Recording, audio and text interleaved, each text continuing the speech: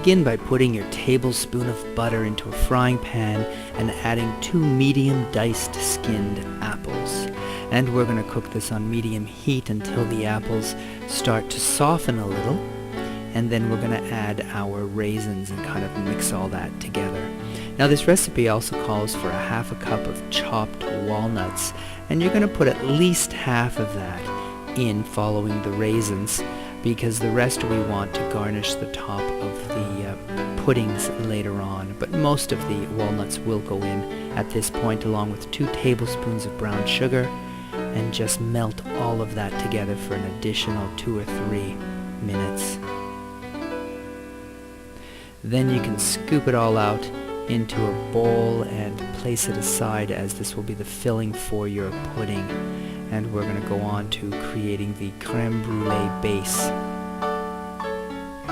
So you start off with your heavy cream, and although I'm going to be using a whisk, you absolutely can do this in a blender, and it might even turn out a little bit better, because so often blender desserts mix much better than a whisk.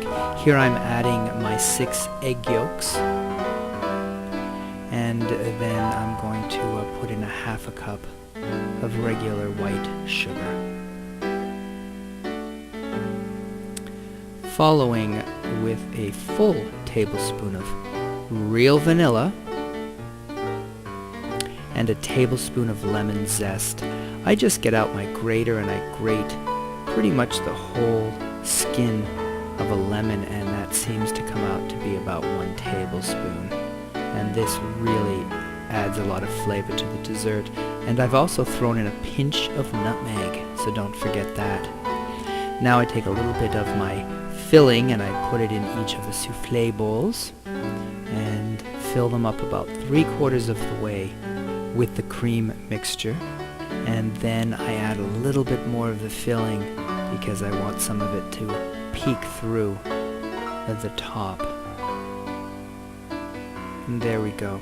Now these will be cooking in a oven-safe pan, like a roasting pan, and you fill it with water about 3/4 of the way up on the small bowls, and they're going to go into your oven at 325 for about 60 minutes. When it's done, as you can see here, your knife should go in and come out nice and clean. Now the top will brown just a little bit.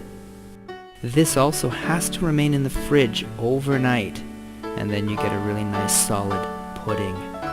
And I use Italian-style pizzelle biscuits, but you can use any type of wafer on the top. Sprinkle a little bit of your walnuts and a little bit of icing sugar to finish it off. And there we have this great dessert. Now if you're thinking of doing any type of liqueur, and you may want to serve it with this course, and one of the liqueurs that they enjoyed on the Titanic was chartreuse.